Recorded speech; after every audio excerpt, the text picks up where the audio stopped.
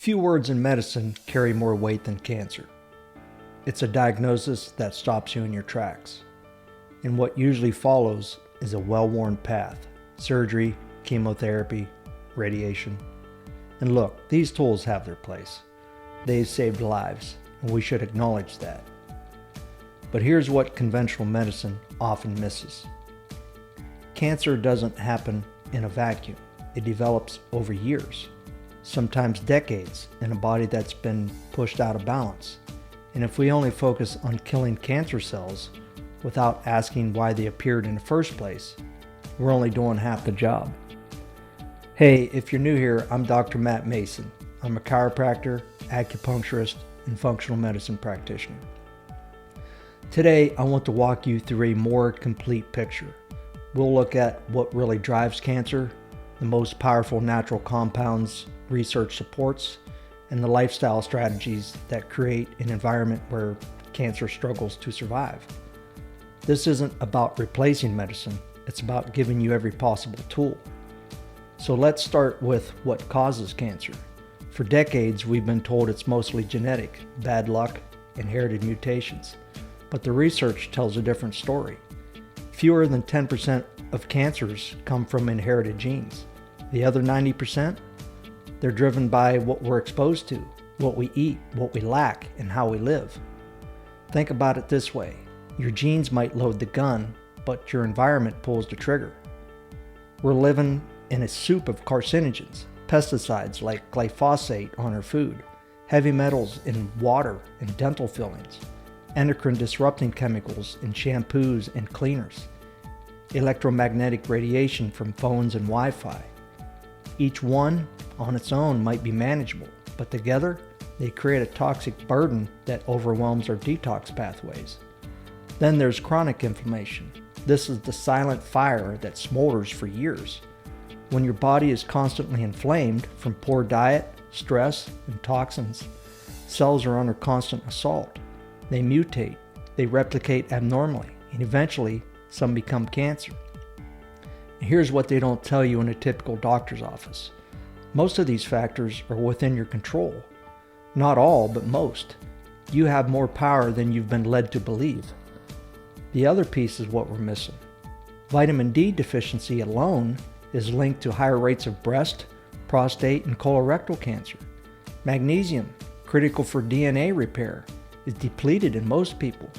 Antioxidants from fruits and vegetables, most people aren't getting nearly enough to counter the oxidative stress of modern life. So when we talk about preventing cancer, we're really talking about reducing insults and providing what the body needs to defend itself. Now, let's get into the specific tools, starting with the heavy hitters against inflammation. Number 1, curcumin, the active compound in turmeric. This is one of the most studied natural compounds in the world. Curcumin targets inflammation at its source by inhibiting NF-kappa B, the master switch for the inflammatory response. But it doesn't stop there.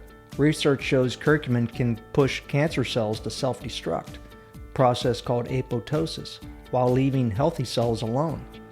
It also inhibits angiogenesis, the formation of new blood vessels tumors need to grow.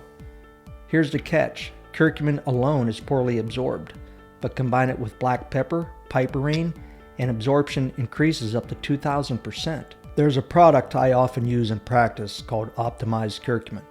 It uses a lipid-based delivery system to dramatically improve bioavailability. Number 2, omega-3 fatty acids, EPA and DHA from fish oil.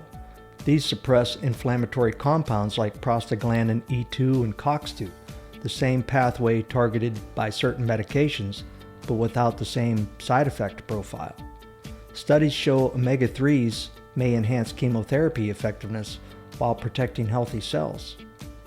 Aim for 2 to 3 grams of combined EPA and DHA daily from a high-quality purified source. And don't forget ginger. Gingerol and chagal reduce inflammation and nausea, especially helpful during chemotherapy. Now let's talk detoxification, helping your body eliminate toxins before they cause damage. Sulforaphane from broccoli sprouts.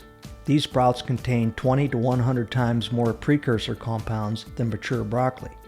Sulforaphane activates the Nerve2 pathway, the master switch for your body's antioxidant defense system. When activated, it turns on over 200 protective genes that neutralize carcinogens like benzene and pesticides. Number 4. EGCG from green tea. This compound inhibits VEGF, vascular endothelial growth factor, the signal tumors use to build new blood vessels. So cut off the blood supply and you cut off the tumor's food and oxygen. Number 5. Medicinal mushrooms, reishi, shiitake, and turkey tail. These contain beta-glucans that train your immune system to identify and destroy abnormal cells more efficiently. Turkey tail is so powerful, its polysaccharides are actually used as a prescription cancer therapy in Japan. Number 6. Probiotics and fermented foods. About 70% of your immune tissue lives in your gut. A healthy microbiome improves immune surveillance and reduces inflammation. Number 7. Vitamin D. This isn't just a vitamin, it's a hormone that regulates over 200 genes related to immune function and cell growth. Optimal blood levels should generally be above 60, but testing is essential. Number 8. Magnesium. Involved in over 300 enzymatic reactions, including DNA repair. Magnesium deficiency is extremely common due to soil depletion and processed foods. Number 9. Resveratrol, found in red grapes and Japanese knotweed. It activates longevity pathways like SIRT1 that repair DNA and reduce inflammation. And number 10. NAC, a precursor to glutathione, your body's master antioxidant. NAC supports detoxification, reduces oxidative stress, and may lessen side effects of chemotherapy. Now let's shift to lifestyle foundations, because no supplement works without them. Exercise is non-negotiable. It reduces inflammation, improves immune function, and regulates insulin, a major growth signal for cancer cells. Sleep is when your body repairs. Deep sleep releases cytokines and melatonin, both with anti-cancer effects. Prioritize 7 to 9 hours nightly. And stress management. This might be the most overlooked factor. Chronic stress suppresses immunity and promotes inflammation. Practices like meditation, breath work, and time in nature are physiologically necessary, not optional. If you're currently in cancer treatment, do not stop or change anything without talking to your oncology team. Some natural compounds can interact with chemotherapy and radiation. For example, high-dose antioxidants might theoretically protect cancer cells if taken at the wrong time. St. John's wort affects liver enzymes that process many drugs. The goal isn't to replace medicine, it's to support your body's ability to heal while working with your medical team. Find an integrative doctor who understands both worlds. Test nutrient levels before supplementing. Work with someone who can guide you on timing and dosing. Cancer is complex. There is no single pill, natural or pharmaceutical, that addresses everything.